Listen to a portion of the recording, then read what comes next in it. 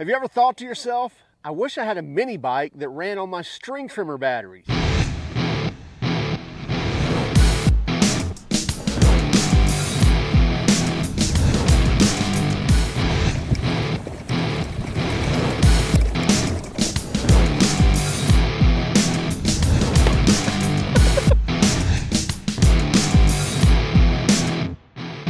This is the brand new EGO MB1000. It's their 56 volt mini bike. Now this has a 28 mile per hour top speed and it has a long range capacity as well. In fact, it'll go up to 20 miles on a single charge. Now it runs on one or two 56 volt batteries, but it has a place for three. Now you're asking, well, what does it run on, one or two? Well, we don't know yet, but we do know it has two active ports.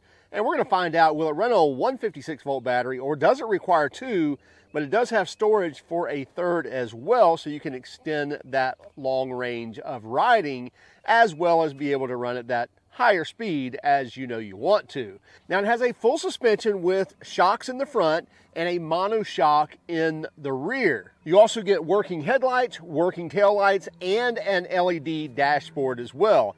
Now we haven't touched this to the ground yet. We literally unboxed, unbagged this thing, threw it up here on this table. The knobbies aren't even dirty yet because we have not fired it up or turned it on or flipped the switch. However you turn on an electric mini bike, but we're going to find out. Let's get started.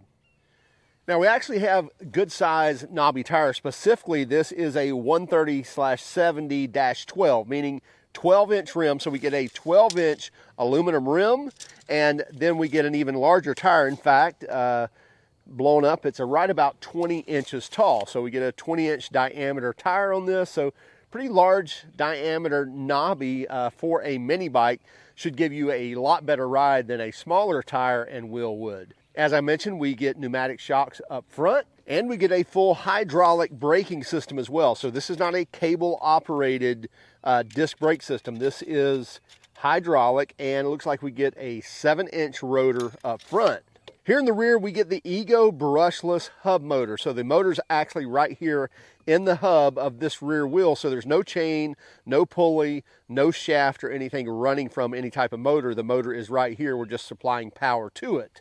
We also have another hydraulic disc brake on the rear. I'm assuming that's another 7-inch. Yeah, another 7-inch rotor back here on the rear as well. And we get the same size knobby tire and same size wheel as in the front.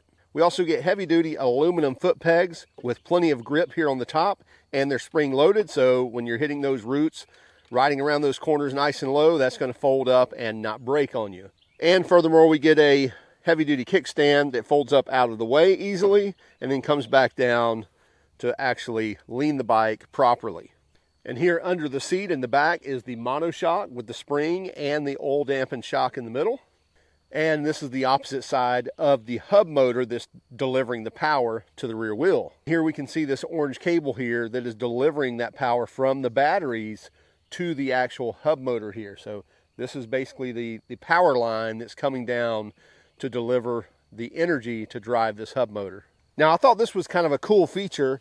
The single key that will turn the motorcycle or the mini bike on works down here for the cargo and for the battery access. Now, this is not where you actually turn the bike on, but with the key in here to the left is going to open this access door. And this is where we can store our third battery. So this is not an active port, but you can store an extra battery in there. So you turn it to the left, it opens that, turn it to the right, and it pops the hood open. Now we'll go ahead and get this down and cover the rest of the features.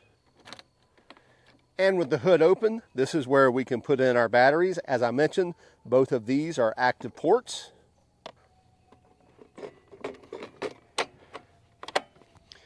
We're putting in 7.5 amp hour batteries. Pull your key out, and now these are locked in there. You can't open that unless you have the key. By the way, overall height of this is about 30 inches to the top of the what would be the tank, and probably 36 inches to the top of the handlebars, depending on where you have your handlebars adjusted to. And overall length is about 60 inches.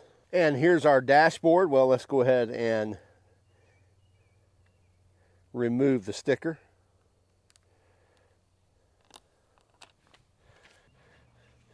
We'll go ahead and power this up.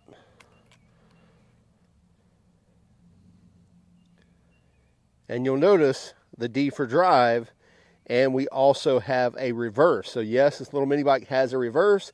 Tells you the status of the batteries. Actually both batteries there, as well as overall. Tells you mile per hour. And then you can set this in eco mode, normal mode, or in sport mode. Now to get the full 28 mile per hour, you will have to be in sport mode, and that requires you to have at least 10 amp hours of battery. Now you can do that with two 5 amp hour batteries to get an overall 10 amp hour. Then it will unlock the sport mode for you to then go that full 28 mile per hour. So with the switch on the handlebar, I can switch from normal to eco and to sport. You also can see that I can take the headlights from normal to bright. And in addition to seeing it on the dashboard, you can also see the battery lights right here through this translucent hood. See the battery light here and the battery charge indicator light there on both of those. Here on the left side of the handlebar, we have the brights and normal lights. We have the horn, and we have reverse. And then this is our hydraulic cylinder for the brakes. So a translucent tank there so you can see your brake fluid level. And then here on the right handlebar, we have the eco mode, normal mode, and sport mode switch.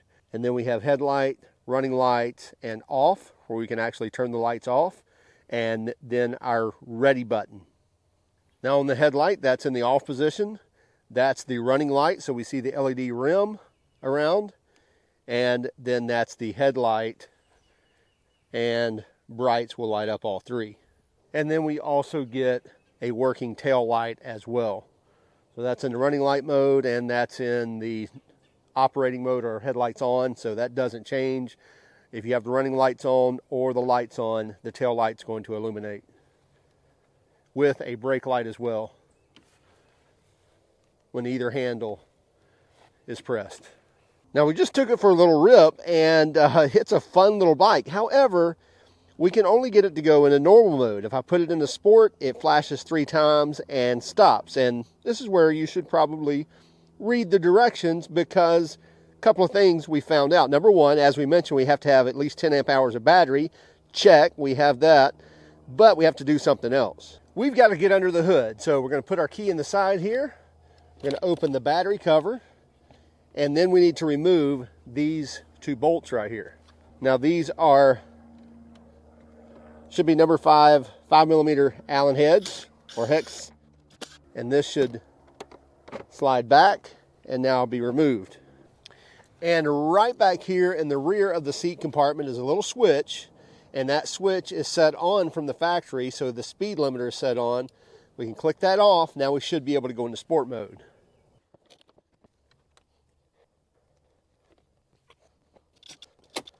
Now let's power this back on.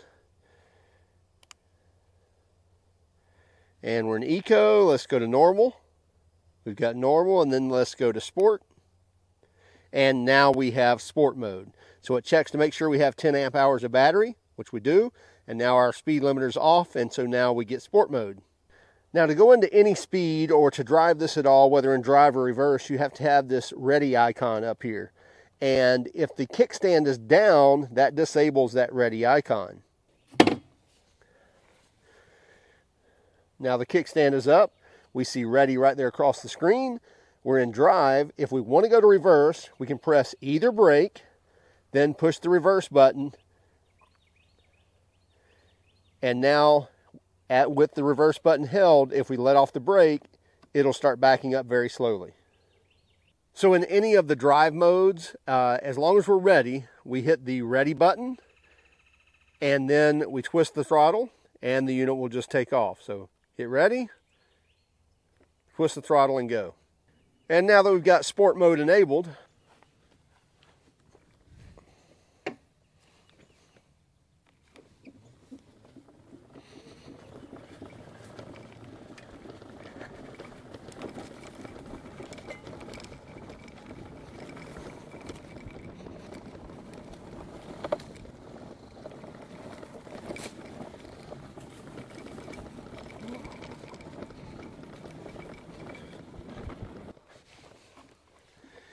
She's a ripper.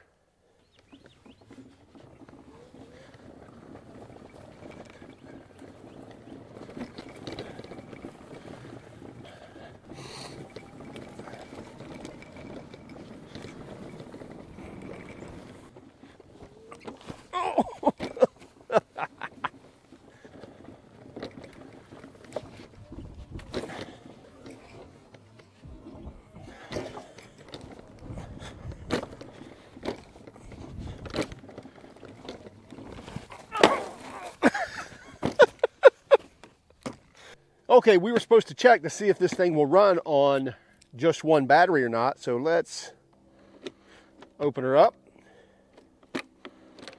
and find out. Top battery in, which I think is port 1. Hey, maybe. Ready. Yeah. So we can run on one single battery. So it literally is a 56 volt mini bike. I was thinking maybe it was requiring both. Now let's check something else. See if it will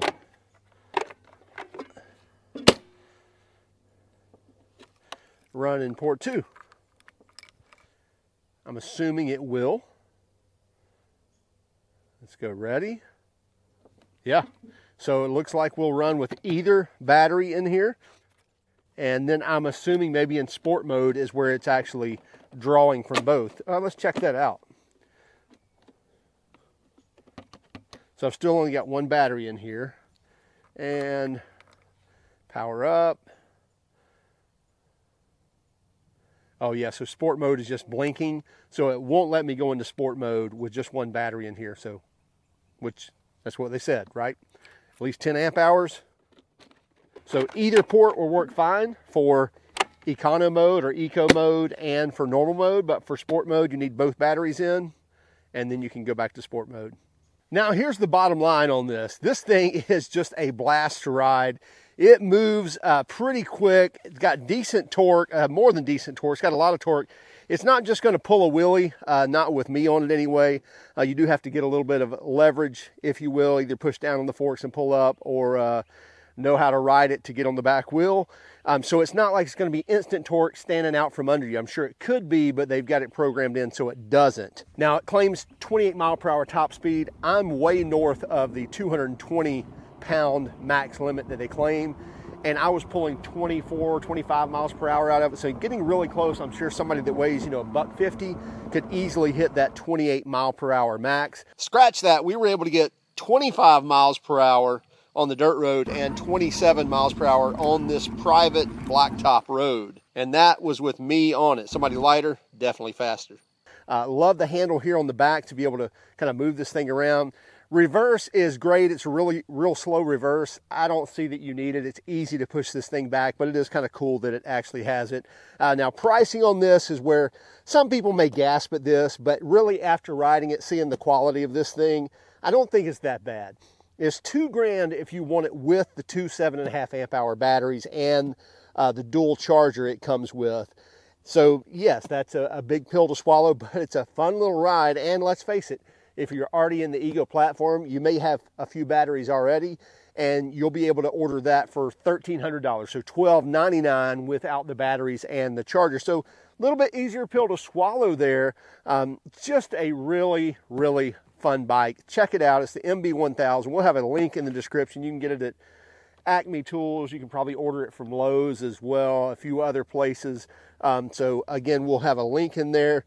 Really happy to see EGO finally come out with this. It's been a while since we actually seen it. Just some great features on this with the third battery storage as well. So hey, keep track of us on Instagram, Facebook, Twitter, and even TikTok. And if you don't mind, hit that like and subscribe button if you haven't done so already.